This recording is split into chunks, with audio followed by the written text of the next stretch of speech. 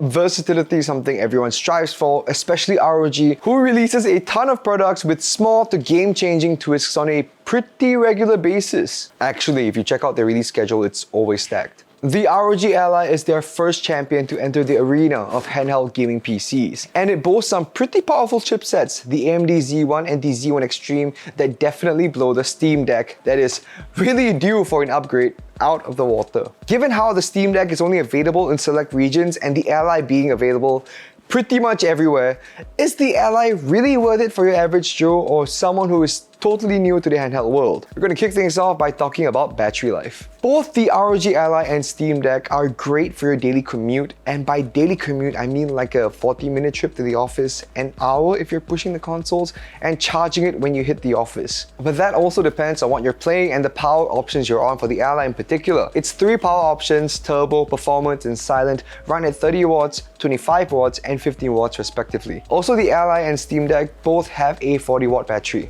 Real-world tests-wise, I played Darktide on both devices on medium settings. The ROG Ally achieved 45 minutes of gameplay on turbo mode at a steady 30 to 40 FPS. I tried performance mode and capping the FPS to 60 and changing the resolution from 1080p to 720p, and that got me an hour and 10 minutes.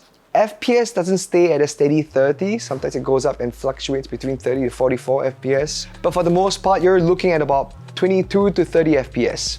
Whereas the Steam Deck got an hour and 15 minutes at a relatively steady 25 to 30 FPS, which is surprising because you'd think the newer hardware would do much better, but also not surprising because some games are optimized for the Steam Deck and the Steam Deck does not have to worry about any other app except Steam. Those reasons are probably why the Steam Deck will do better and play more consistently than the Ally. Obviously, it differs from game to game, but this is what I found. I'm of the safer opinion that these Windows-based, or Linux in the Steam Deck's case, handheld gaming consoles / PCs aren't particularly great with battery life. You can get some AAA gaming out of this, but after playing a match of Modern Warfare 2 on turbo settings for the Ally, you're gonna need to charge it up or stay plugged in. Only time will tell how great the battery can take sustained periods of play while plugged in. By this, I mean it bloating and whatnot. Especially if you're looking for an alternative to getting a PC, which I know many of you are thinking. I mean, you should get a PC, if you can. If you want sustained periods of gameplay, I really suggest capping your FPS to 30, being selective of the games you want to play, and fiddling around with the graphical settings. And in the case of the Ally, change it from 1080p to 720p. For the first offering of its kind from ASUS ROG, it's a great effort. This thing could definitely beat out a PS4 at its own game. In the case of the Steam Deck, you can change out the power options and everything, though not as straightforward as the Ally. And you're not really going to see stunning graphics on this, but it works. The Ally may have turned hits at this juncture, but there's also the whole thing with app and UI compatibility and optimization that the Steam Deck already has, but we'll get into that later on. Graphically intense games aren't great for these handhelds, like duh. If you're playing emulators on either the Steam Deck or the Ally, you've probably got no issues with either one. Thermal management wise, the fans on the Steam Deck kick in like a fighter jet on pretty much any game. It goes pretty hard and hot and pretty loud. I was afraid I burned my eyebrows off. Jokes aside, it's not great. The ROG Ally on the other hand is much quieter, though it's only relatively quieter in turbo mode compared to the Steam Deck. But if we're talking about performance and silent mode, yeah, it's definitely way quieter. And also as a bonus, and if you're wondering, I did try out the external GPU device with the Ally, the XG Mobile, where again, you are slapping a RTX 4090 onto the Ally, which makes it quite the devil of a handheld station. And yes, it does heat up a lot more than playing it handheld. I'd say the airflow would feel similar to that of the Steam Deck. It's heavy and heated. The display on the Ally is way better than the Steam Deck any day of the week. 1080p, 120Hz is really cool for a handheld, though those specs will be even more useful after more games or launches are optimized, but for now it makes crushing bodies and flying guts look very pretty. The Steam Deck's display does the job, and that's really the best way to put it. You want a game? You got a game, and a screen at 720p 60Hz, and that's decent enough. Temperatures on the Steam Deck are definitely much worse than the Ally. ROG is known for their innovations for thermal management, and the Ally is no exception. Playing Darktide with the Ally at 720p 60Hz on performance mode, it stayed at a steady 60 degrees Celsius, and the Steam Deck at a steady 80 degrees Celsius. It's a world of a difference. You've got Mustafa on one end and Hoth on the other, and their colorway is fittingly so.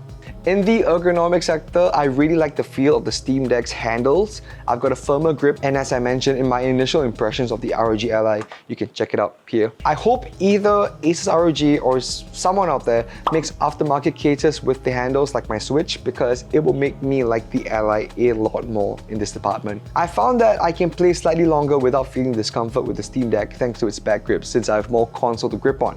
But it doesn't negate hand cramps in any way. I mean, yeah. But when it comes to weight and overall design, I would still give it to the Ally. It's travel-friendly, compact, and lighter. The Ally feels like an Xbox controller, the Steam Deck a PlayStation. Both of which are great because my muscle memory kicks in and I adjust to them pretty quickly. Both the triggers and joysticks feel fine, but I think they could do a lot better with the buttons on the ROG Ally because they do feel wobbly. But if you don't care about these kind of things, between the two, the Ally is a great introduction to the wonderful world of handheld PCs or consoles. Also, between the two, the Ally looks so sick. I mean, it's so cool. Also, fun fact, the dude that designed this is Singaporean. Some Singaporean pride for you. And before we continue, this channel is supported by brands who help us improve our content and keep us going. So stay around for this sponsored message. Meet the Cyber 15 gaming laptop from MSI. Check out its translucent material design that not only looks good but feels good thanks to its ultra lightweight chassis at only 1.98 kilograms. Give yourself the upper edge in gaming with its blazing fast performance powered by the latest 12th gen Intel Core i7H series processor and Nvidia RTX 4000 series GPUs. And stay immersed with its Nahibic twin speaker sound system that provides an auditory feast like no other. For more details, check out msi.com. Now, the Ally is essentially a PC with some ASUS ROG Armory crate integration, though it is not the smoothest. After spending some time with it, the Armory crate does feel janky here and there.